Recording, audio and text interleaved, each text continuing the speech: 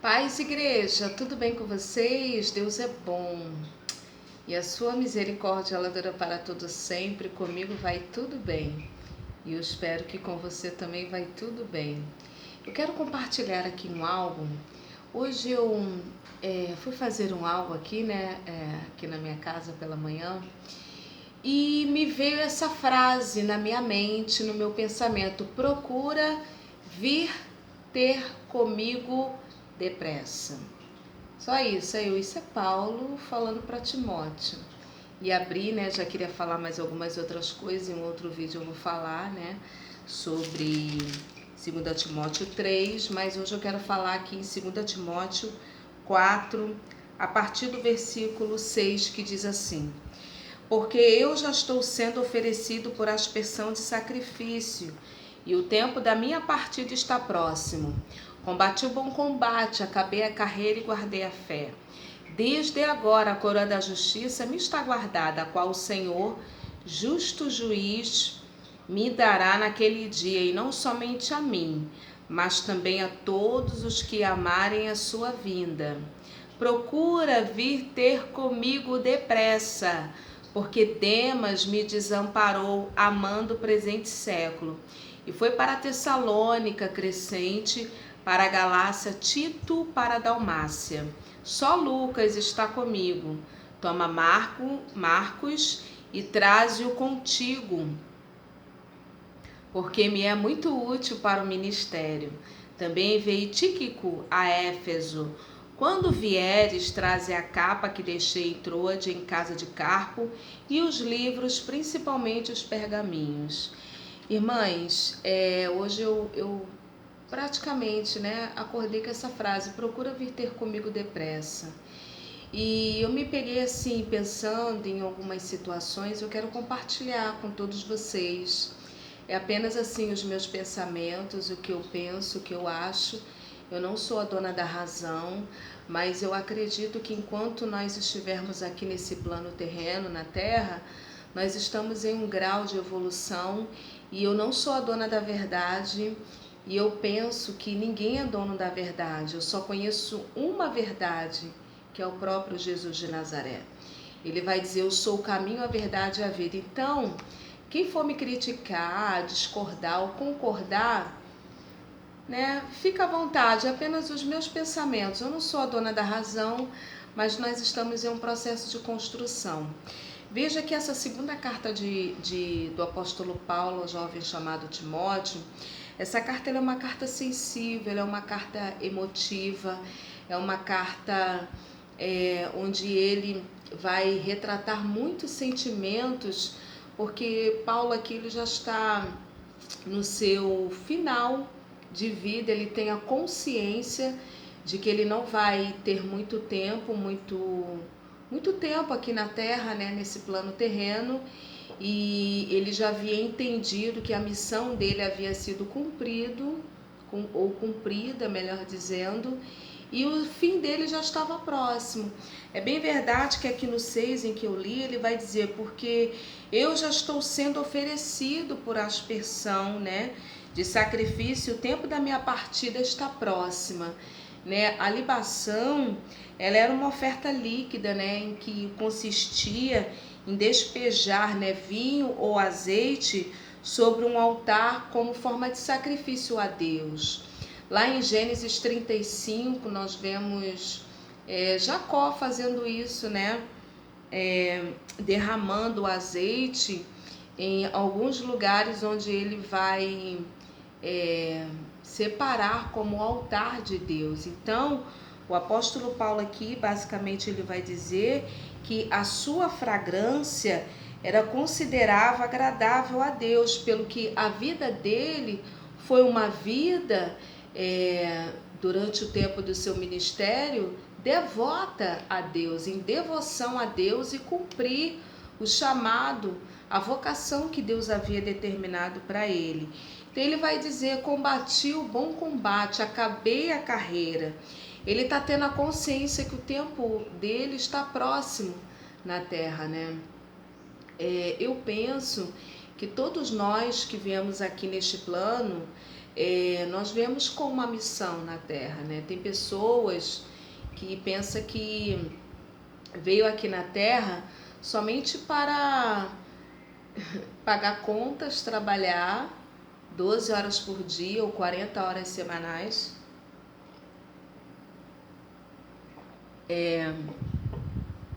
trabalhar, pagar contas, fazer compras, noivar, casar, procriar, reproduzir e morrer e acabou. Não, eu penso que a vida é muito mais do que isso. A vida é muito mais do que correr de um lado para o outro em busca de coisas que muitas das vezes é para preencher um ego, uma vaidade, são acessórios. O sentido da vida, para mim, dentro do meu pensamento, é mais do que isso. O sentido da vida, para mim, é cumprir uma missão, cumprir aquilo que Deus determinou. Porque nós somos seres espirituais vivendo uma experiência terrena. E se você pensa assim, como eu disse, amém. Se essa é a sua verdade, amém. Tá? É apenas o meu pensamento e eu te respeito. Mas dentro do meu ponto de vista, a vida é muito mais do que isso. E eu fui levada a refletir sobre Salomão. Ele vai escrever o livro do Eclesiastes, que é no seu período final do seu reinado. Salomão ele vai refletir sobre a vida quando ele já estava no fim, né? Então ele vai retratar em Eclesiastes palavras de pregador, filho de Davi. Ele mesmo vai se intitular como pregador, né? Vaidade de vaidade, tudo é vaidade, tudo é vão, tudo é efêmero, né? E ali ele vai falar, né, sobre os ciclos da vida, sobre a efemeridade da vida, que tudo é vão. E eu pensei muito, refleti muito sobre isso no período em que eu estava cuidando, né, da minha mãe. Ela veio falecer e uma vez ela falou assim: eu queria tanto a minha saúde, né? E eu fico pensando sobre aquilo que é vão, aquilo que é efêmero, aquilo que corremos às vezes de um lado para o outro, correndo para ter coisas, para mostrar para os outros o nosso senso de importância, o nosso senso de valor, que não está nas coisas, mas está primeiro para mim, na minha vida espiritual, segundo nas pessoas que são importantes. Por isso que eu entendo que nós precisamos valorizar mais as pessoas do que coisas, né? E ele vai dizer que vaidade, tudo é vaidade. Ele vai falar também sobre o tempo, lá no capítulo de número 3. Esse é o tempo que nós temos vivido e presenciado acerca de se afastar de abraçar, né? A vida é regida por ciclos. E esses ciclos é um ciclo de afastamento. Por quê? Isso tudo é um tratado de Deus na nossa vida. Essa síndrome adâmica em que é culpa do presidente, é culpa do governador, é culpa da China. Eu entendo que a culpa é minha enquanto igreja. Eu entendo que a culpa é nossa enquanto igreja. Porque nós negligenciamos o nosso papel enquanto igreja de ser sal e ser luz na terra, de não ter uma vida de oração, de muitas das vezes não fazer aquilo que Deus já deixou determinado na sua poderosa palavra, nessa desenfrealidade, na mecanicidade, fazer as coisas de uma forma mecânica, repetitiva, perdemos o sentido real da vida, que é os detalhes. Nós não prestamos mais atenção nos detalhes, e eu me incluo nisso, né? Então, Jesus ele vai dizer no Sermão da Montanha: olhai os lírios do campo. Você acha que ele deixou aquilo lá por nada? Eu acredito que não. Ele vai falar: olhai os lírios do campo. Olha os detalhes. Olha os mínimos detalhes da vida. Olha o que eu deixei para você. Olha as árvores. Olha a natureza. Observa a natureza. Olha os mínimos detalhes, olha o que eu te confiei. Olha esses olhos que você contempla as cores, a oportunidade da vida. Olhai os lírios do campo. E o apóstolo, e no final, Salomão ele vai dizer, ó, de tudo que se tem ouvido, o fim é: teme a Deus, guarde os seus mandamentos, porque este é o dever de todo homem. Né? Tudo que Salomão quis, ele teve. Ele foi o homem mais rico da terra.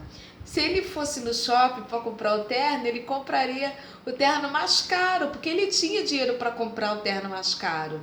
Se ele fosse uma concessionária, ele tinha dinheiro, ouro, prata, para comprar o carro mais caro, uma Lamborghini, uma Ferrari, sei lá, esses carros caríssimos, né? Lamborghini, Ferrari, Mustang, sei lá, nem sei se tem Mustang, sei lá, né? Não sei. Mas enfim, tudo, o Eclesiastes vai dizer que tudo que os olhos dele desejou, ele poderia comprar. E ele chega à conclusão que de tudo que se tem ouvido, o fim é: teme a Deus, guarda os mandamentos, porque esse é o dever de todo homem. E o apóstolo Paulo, ele vai começar a refletir aqui, né, voltando aqui para a segunda carta de Paulo a Timóteo, aqui no capítulo de número 4, ele vai dizer, né, ele vai falar aqui, ó, procura vir ter comigo depressa, porque eu tenho poucos dias, eu tenho pouco tempo aqui. Procura vir ter comigo depressa. Pessoas são mais importantes do que coisas. Não estou fazendo apologia à pobreza, nada disso. Nada disso. Se Deus chamou para enriquecer, enriqueça. E seja bênção para a igreja, para o Senhor, melhor dizendo, corrigindo, e ser canal de bênção para outras pessoas. Se Deus chamou para enriquecer, enriqueça. Muito. Compre aviões, mas seja bênção. Contribua para a obra de Deus na terra. Construa igrejas para que pessoas venham ser mais alcançadas. Invista na obra missionária. Se Deus chamou para enriquecer, enriqueça. Em nome de Jesus. Seja próspero em todas as áreas da sua vida. Mas ele vai dizer: procura vir ter comigo depressa, eu preciso de você. Né? Vem depressa, porque eu não tenho muito tempo. Só Lucas está comigo. Toma Marcos, traze-o contigo, porque me é muito útil para o ministério. Então eu aprendo com esse texto que ele foi bem sucedido porque ele cumpriu cabalmente aquilo que Deus havia determinado para a vida dele. A vida é muito mais do que essa efemeridade, correr atrás de coisas, né? As coisas são importantes, desde que coisas são coisas, pessoas são pessoas, chamadas, colocar cada coisa no seu devido lugar. E esse momento que nós estamos passando é Deus falando com a igreja. Porque nessa correria nós não prestamos atenção nos lírios do campo, nas coisas simples da vida, que a felicidade, a verdadeira felicidade, sentido, não está nas coisas, mas está em um relacionamento com Ele. Que nessa correria você não presta atenção nesses detalhes e nessas nuances. Passa despercebido. Corre para um lado, corre para o outro, e vai para o trabalho, e vai para não sei o que, e vai para a igreja, e vai não sei o que, e volta, e faz isso, e faz aquilo. Não, é Deus falando: para. A sua casa, a sua família, o que é importante? Para. Deus nos parou. Deus, ele nos parou para dizer isso. Qual é o verdadeiro sentido da vida? Que Deus nos abençoe. É apenas a minha opinião, tá bom? Fica na paz.